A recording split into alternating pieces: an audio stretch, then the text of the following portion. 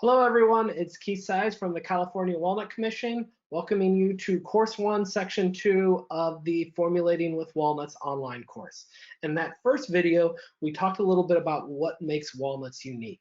What we're going to talk about in this video is the current dominating food trends that are going on in the marketplace and why consumers are purchasing foods, and then how walnuts fit into those trends and how you can formulate products that consumers want based on how walnuts meet these food trends.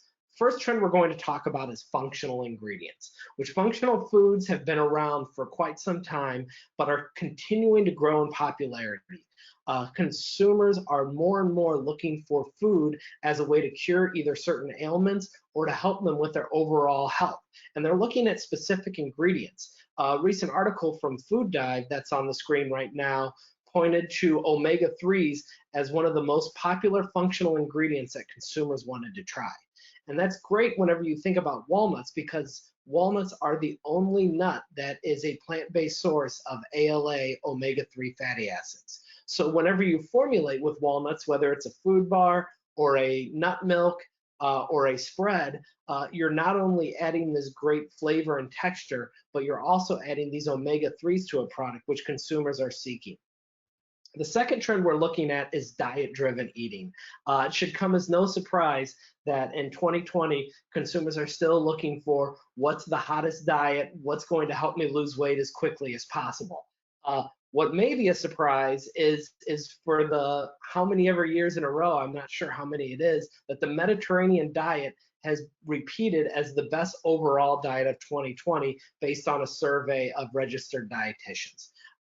Walnuts fit in great with the Mediterranean diet. They've always been part of it. They've got these great healthy fats in them, similar to avocados and olive oils that really, that are really great for consumers, and that today's consumer is really seeking out those healthy fats. It's why we're also seeing the popularity of the keto diet, because it's more of a higher fat, quality fat, lower carb diet, which really works great with walnuts that have those quality fats like omega-3 fatty acids in them.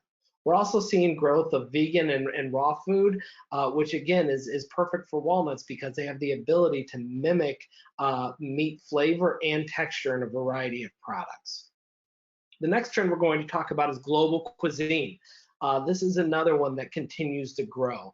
And it's pretty evident why. If you go to almost any city in America right now, you're going to have your options of anywhere from 3 to 6 different types of global cuisine restaurants available. So as consumers dine on more global food, they're also looking to buy more packaged global food.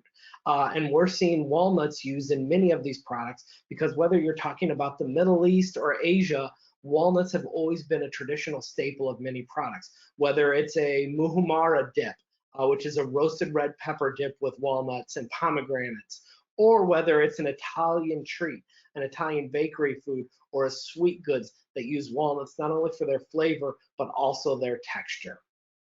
Snacking is the next trend. Again, one that has been around for a while, but continues to grow in popularity. It seems every time a new study comes out, snacking becomes more and more prominent. We no longer eat 3 meals a day. Instead, we nosh all day. And more consumers are looking to eat healthier foods whenever they snack.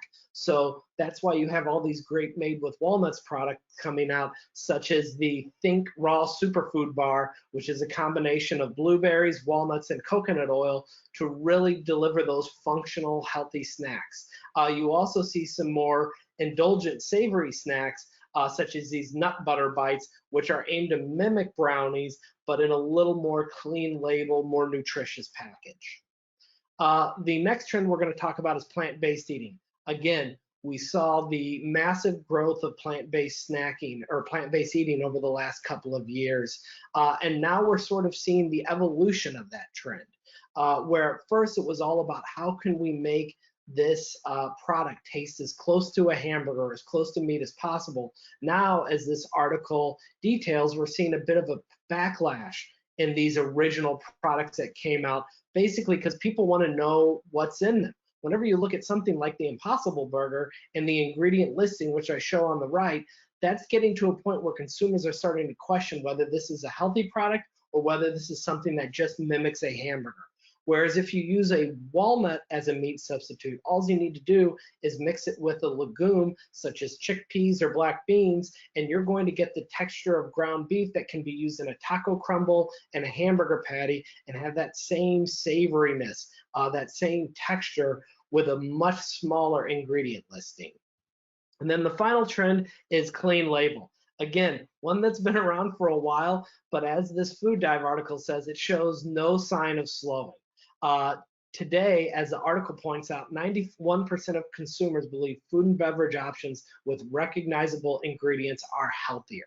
So this is really where the importance of an ingredient like walnuts comes in, because whether you're talking about a snack food, a plant-based meat alternative, or even a ice cream, you're talking about an ingredient that can be used as an inclusion, as a thickener, as a textural substitute, and whenever you put it on the ingredient label, all you need is walnuts, which is a familiar ingredient that consumers want to know more about and they love consuming. So that's a little update on the trends that are going on. Again, if you have any questions throughout this video series, feel free to reach out to me at ksize@walnuts.org, and I'll see you next time.